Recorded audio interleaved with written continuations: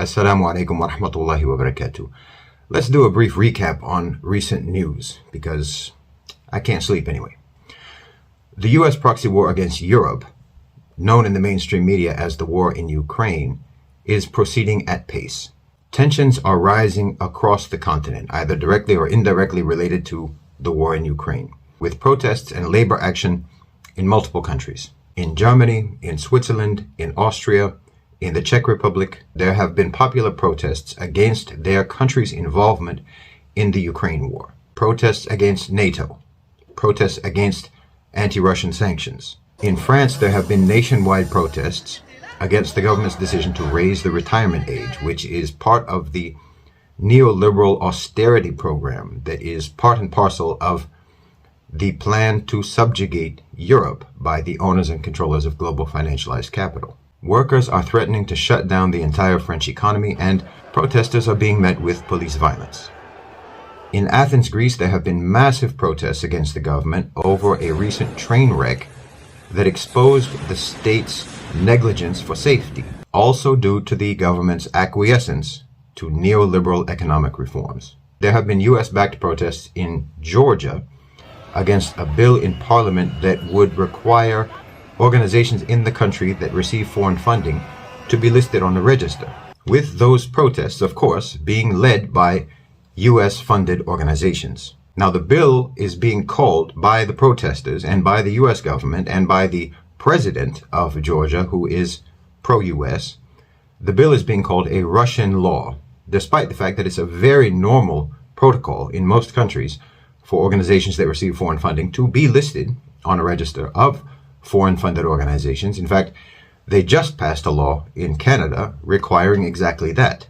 But the point here is to create and to stir up anti-Russian hatred within Georgia that can then be used to justify installing a puppet regime in Georgia loyal to the US. There have been protests in Moldova as well, despite the fact that Moldova has a pro-Western, pro-European government.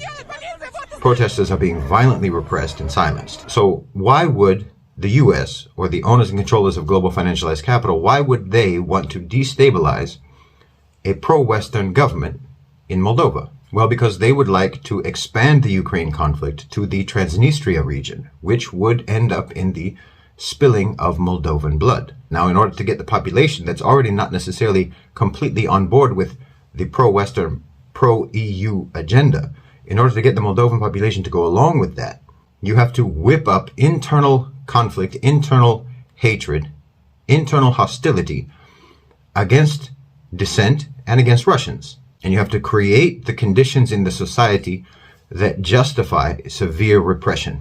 If you recall, I've said many times that the Ukraine conflict will inevitably spill over across the region by design. And that's what's happening. Now, the economic impact of the war on Germany continues to deteriorate as the country has fallen into recession. Many major companies in Germany are scaling back their operations, shutting down, or moving to the US.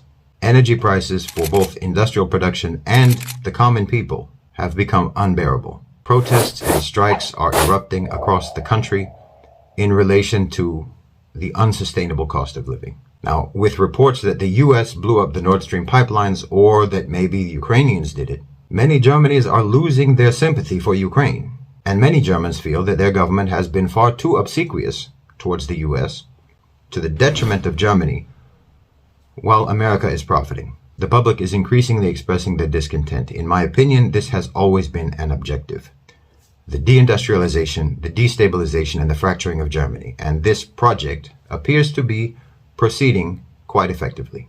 You can think of it this way. The German population is getting old. Their workforce is aging rapidly. And this is true across Europe. The owners and controllers of global financialized capital have made the calculation that euthanasia makes more sense than life support. The continent of Europe can be, at this point, more profitable as a conflict zone. Now, another major event recently was the announcement of the restoration of diplomatic ties between Saudi Arabia and Iran in a deal reportedly brokered by China. While I don't think that this will necessarily mean the end of conflict or tension or rivalry between Iran and Saudi Arabia, It's objectively a very positive development. And you can't help but notice that as American influence in the Middle East recedes, extremism recedes, diplomacy occurs, divisions subside, and pragmatic political relations ensue between neighbors. It's quite conspicuous.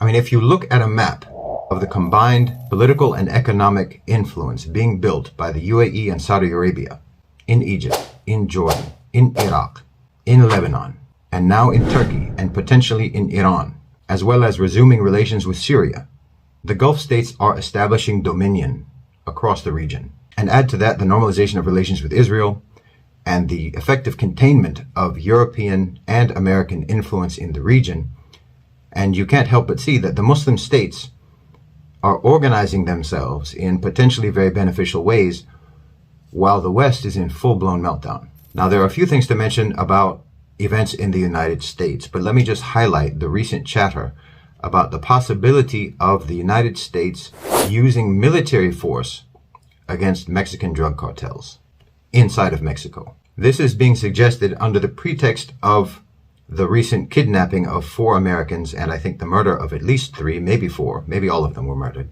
by Mexican drug cartels. But in my opinion, this potentiality has more to do with the American desire to set Mexico up as a manufacturing hub as they shorten their supply chains, their global supply chains.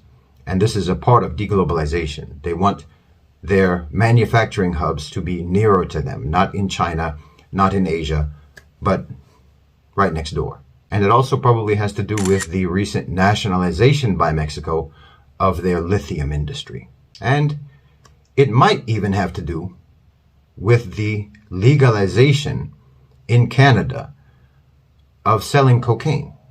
Needless to say, if America really does go to war with Mexico and goes to war with the Mexican drug cartels, the entire southwest of the United States is going to look like Iraq by 2030. So there's your current affairs wrap up for now. Jazakumullahu khairan wa assalamu alaikum.